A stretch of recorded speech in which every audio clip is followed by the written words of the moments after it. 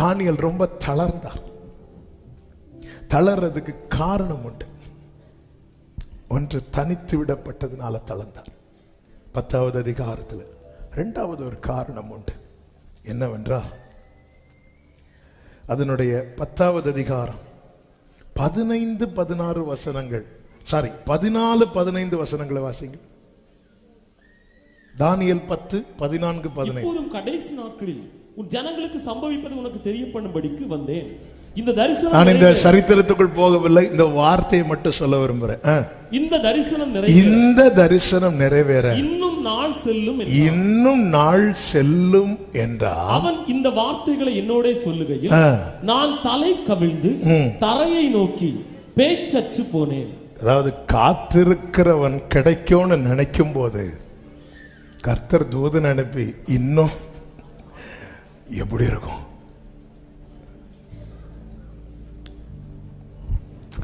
ஆண்டவர் 75 வயசுல வார்த்தையை கொடுத்துட்டு அப்படியே டைரக்டா 99 வயசுல வந்து பேச வேண்டியதானே. 86வது வயசுல வந்துட்டு இந்த நட்சத்திரத்தை போல உனக்கு சந்ததி இருக்குன்னு சொல்லிட்டு அடுத்து 13 வருஷம் காத்திருக்க வைத்தார். இன்னும் நாள் செல்லும், இன்னும் நாள் செல்லும். ஆண்டவரே, நான் எப்படியாவது 2024 நடக்கும் இருக்கும்போது சிலர் பார்க்கறத பார்த்தா அதான் 1 மணி ஆச்சுல முடிக்க வேண்டியதான இந்த வசனம் இப்ப எடுத்து பேச வேண்டிய அவசியமா? அவசியம், அவசியம். ஆமே, குறித்த காலத்துக்கென்று தரிசனம் வைக்கப்பட்டிருக்கிறது. முடிவிலே அது விளங்கும். அது பொய் சொல்லாது. அது தாமதித்தாலும் நீ எதற்கு காத்திரு, அது நிச்சயமாய் வரும். இங்க பாருங்க, அவன் இந்த வார்த்தைகளை என்னோட சொல்லுகையில் நான் தலை கவிழ்ந்து தரையை நோக்கி. ஏன் அவர் என்ன சொல்லிட்டாரு? அவர் தரிசனம் நிறைவேறாதுன்னு சொல்லல, வார்த்தை நிறைவேறாதுன்னு சொல்லல, இன்னும் நாள் செல்லும் தானே சொன்னார். இது நடக்கவே நடக்காதுன்னு சொல்லல, இது நிறைவேறாதுன்னு சொல்லல. நம்மை தளர பண்ணுவது இந்த காலங்கள் தான். இதை கேட்டதும் அவர் தளர்ந்தாச்சு. உடனே அவர் என்ன பண்றாருன்னா, உடனே அவர் என்ன செய்கிறார்? அப்பொழுது மனுஷபுத்திரரின் சாயலான ஒருவன் என் உதடுகளை தொட்டான். உடனே நான் என் வாயை திறந்து பேசி எனக்கு எதிரே நின்றவனை நோக்கி, என் ஆண்டவனே, என் மூட்டுகள் புரண்டன, பலனற்று போனேன். 17 இனி என்னில் பலன் இல்லை, என்னில் மூச்சும் இல்லை. அப்பொழுது மனுஷ ரூபமான ஒருவர் என்னை திரும்ப தொட்டு திடப்படுத்தி, பிரியமான புருஷனே பயப்படாதே, உனக்கு சமாதானம் உண்டாவதாக, திடன்கொள் திடன்கொள் என்றார். அவன் திடன்பட்டு நிற்கும் போது 21வது வசனத்திலே சொல்லுகிறார், சத்திய எழுத்திலே கண்டிருக்கிறதை நான் உனக்கு தெரிவிப்பேன். நல்ல கவனிங்க, இங்க நடக்கிறது என்ன? நான் இந்த சரித்திரத்துக்குள் போகவில்லை, இந்த வார்த்தைகளுக்குள்ளே செல்ல விரும்புகிறேன். இன்னும் நாளாகும் சொல்லும் போது தானியேல் எப்படி போகிறான் தெரியுமா? இனி என்னில் மூச்சில்லை. உடனே கர்த்தர் என்ன செய்கிறார் தெரியுமா? தூக்கி விடுறார், தூக்கி விடுறார், தூக்கி விடுறார். ஏன் அடக்கம் பண்ணாம தூக்கி விடுறார்? ஏன்னா தரிசனம் இன்னும் நிறைவேற வேண்டி இருக்கிறது. ஹல்லேலூயா. நம்முடைய வாழ்க்கையில நாட்கள் போயிட்டு இருக்கு. இப்படி பல முறை பலன் இழந்தோம். ஏன்? இனி மூச்சு விட கூட என்னில் பலன் இல்லை என்று சொல்லுகிற நிலையில் இருந்தோம். கர்த்தர் திரும்ப திரும்ப திரும்ப திரும்ப தொட்டு தொட்டு மறுபடியும் தொட்டு திரும்ப தொட்டு தூக்கிவிட காரணம் என்ன?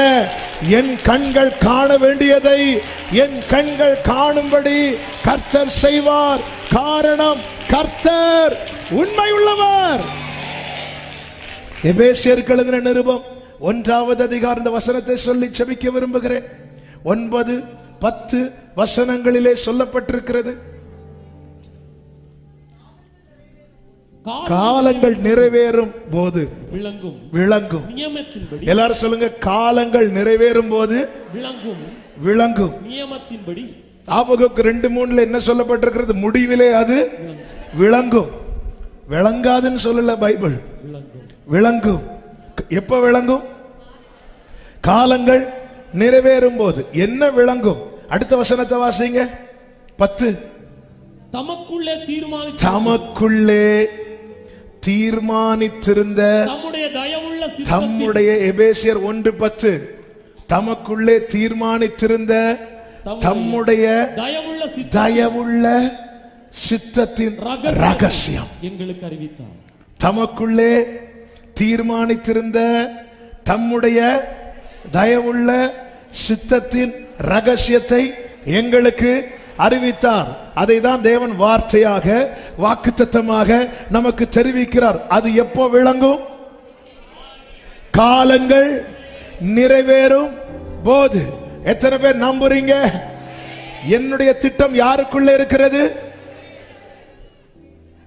மரணத்தை ஜெயித்தவருக்குள்ளே இருக்கிறது. தமக்குள்ளே தீர்மானித்திருந்த தம்முடைய தயவுள்ள சித்தத்தின் ரகசியத்தை எங்களுக்கு தெரிவித்தார். எப்படி தெரிவித்தார்? நான் புரியும்படி, நான் அறியும்படி. தானியேலுக்கு அப்படிதான் தெரிவிக்கிறார். அவருடைய ஸ்டாண்டர்ட்ல தெரிவித்த நமக்கு புரியாது. தானியேலுக்கு அப்படிதான் தரிசனம் காண்பிக்கப்பட்டது. தானியேல் 8வது அதிகாரம் அதனுடைய 15வது வசனம் 16வது வசனத்திலே சொல்லப்பட்டிருக்கிறது. தானியேலாகிய நான் இந்த தரிசனத்தை கண்டு அதன் பொருளை அறிய வகை தேடுகையில் இதோ மனுஷசாயலான ஒருவன் எனக்கு எதிரே நின்றான். அன்றியும் காபிரியேலே இவனுக்கு தரிசனத்தை விளங்க பண்ணு. இவன் காபிரியேல்னா யாருன்னா தூது கொடுக்கிறவன், அவருடைய செய்தியை கொண்டு வந்து கொடுக்கிறவன். அதுதான் சபைகளுக்கு சொல்லும் போது ஆமென், எபேசு சபையின் தூதனுக்கு, இந்த சபையின் தூதனுக்கு ஆமென், கர்த்தருடைய செய்தியை கொடுக்கிறவன் காபிரியேலே இவனுக்கு தரிசனத்தை விளங்க பண்ணென்று ஊலாயின் மத்தியிலே கூப்பிட்டு சொல்லுகிற ஒரு மனுஷ சத்தத்தையும் கேட்டேன். ஆமென்.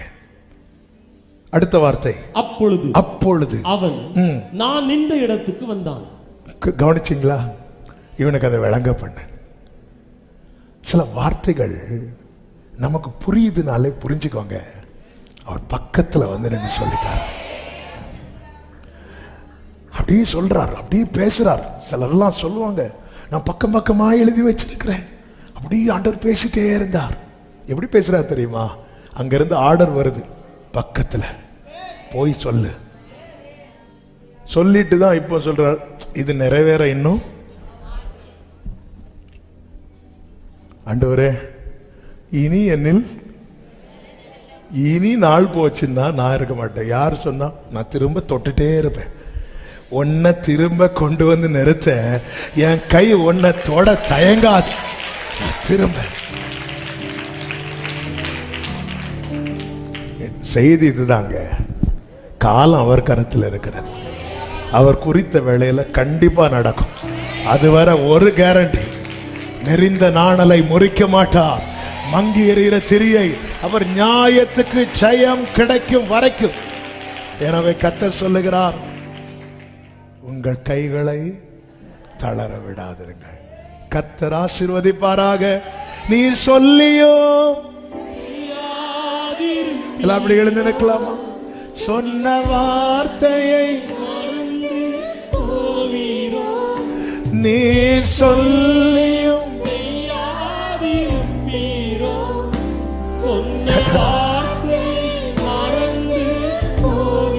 ஒரு முறை என்னிடம் நீர் சொன்னதை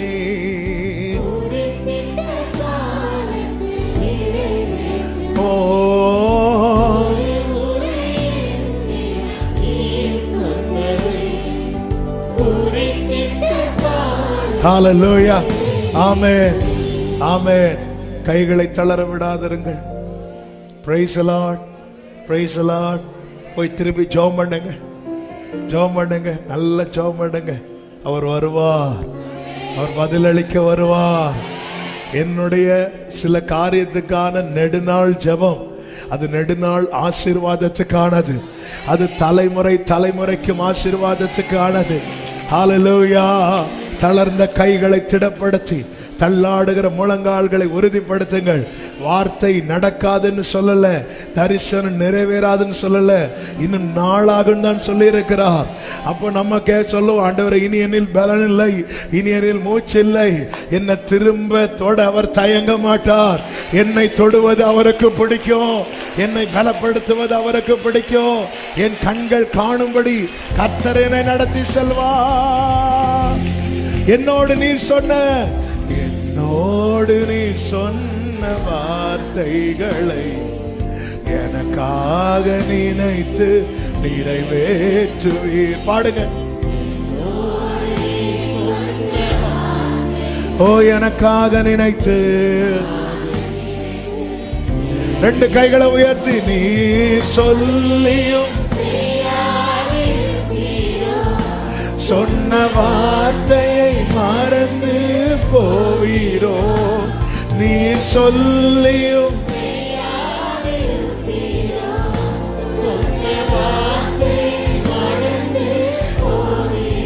ஆமென். ஒரு முறை என்னிடம் நீர் சொன்னதை குறித்திட்ட காலத்தில் நிறைவேற்றுவேன். ஹல்லேலூயா. நீர் பொய் வார்த்தை சொல்லிட, நீர் பொய் வார்த்தை சொல்லிட மனமும் மாறிட மனிதன் அல்லவே. இயேசுவே நீர் சொன்ன தவறாமல் நிறைவேறுமே. நீர் பொய் வார்த்தை சொல்லிட மனிதன் அல்லவே. இயேசுவே நீர் சொன்ன.